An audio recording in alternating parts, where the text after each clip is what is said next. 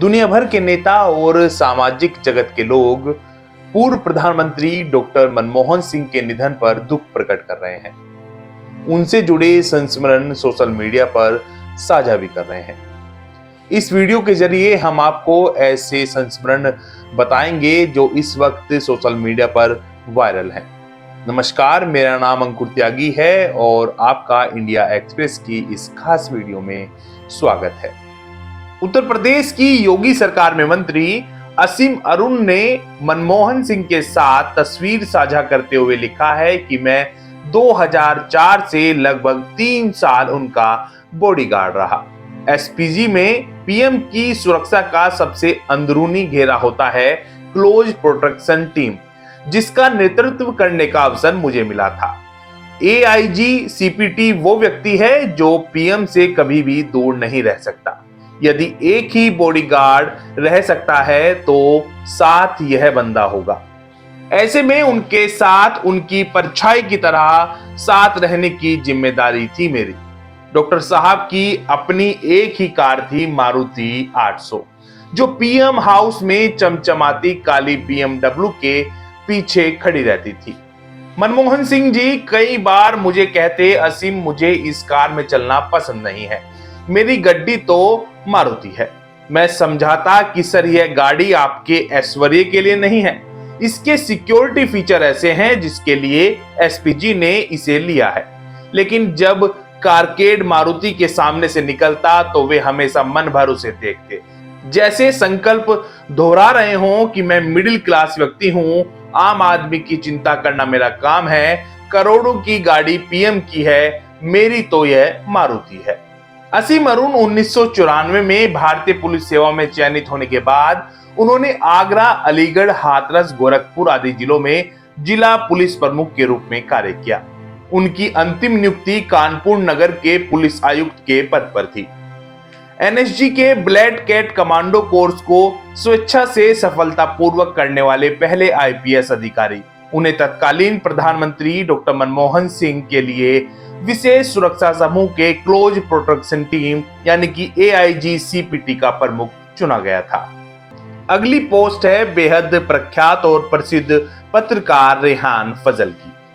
उन्होंने लिखा है कि 24 जुलाई 1991 को जब नेहरू जैकेट और आसमानी पगड़ी पहने हुए मनमोहन सिंह अपना बजट भाषण देने के लिए खड़े हुए थे तो सारी दुनिया की निगाहें उन पर थी।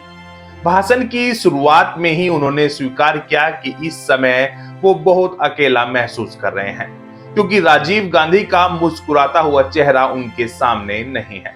उनके भाषण में उस परिवार का बार बार जिक्र किया गया जिसकी नीतियों को वो सिरे से खारिज कर रहे थे। दिलचस्प बात यह थी कि मनमोहन सिंह को बजट बनाने में सहायता देने वाले दो वित्त मंत्रालय के दो चोटी के अधिकारी एसपी शुक्ला और दीपक नैयर मनमोहन सिंह की विचारधारा से सहमत नहीं थे। मनमोहन सिंह के 18,000 शब्दों के बजट भाषण की सबसे खास बात यह थी कि वो बजटीय घाटे को सकल घरेलू उत्पाद के 8.4% से घटाकर 5.9% पर ले आए थे। इसका मतलब था सरकारी खर्चों में बेइंतहा कमी करना।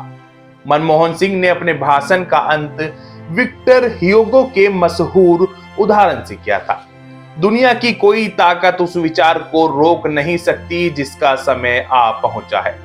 महज कुछ मिनटों में ही मनमोहन सिंह ने नेहरू युग के 3 स्तंभों, लाइसेंस राज, सार्वजनिक क्षेत्र का एकाधिकार और विश्व बाजार से भारत के अलगाव को समाप्त कर दिया था।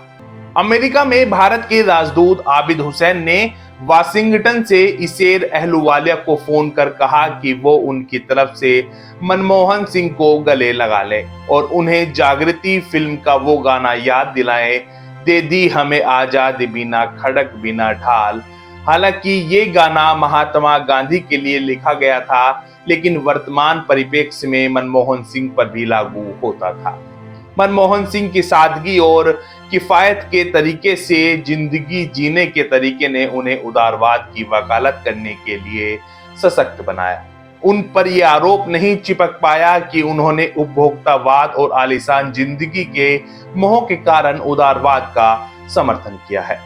सोने पर सुहागा तब हुआ जब जिनीवा में साउथ कमीशन की नौकरी के दौरान कमाए गए डॉलरों की कीमत रुपए के अवमूल्यन के कारण बढ़ गई, तो उन्होंने सारे अतिरिक्त पैसे को जोड़कर प्रधानमंत्री सहायता कोष में जमा करवा दिया था। तो इस वक्त ये दो किस्से सोशल मीडिया पर काफी वायरल हो रहे हैं। हमारे YouTube चैनल को आप सब्सक्राइब कीजिए, Facebook पेज को फॉलो कीजिए, साथ ही आप अपने बहुमूल्य सुझाव हमें कमेंट कर दे सकते हैं। आप सभी का एक बार फिर से बहुत बहुत धन्यवाद।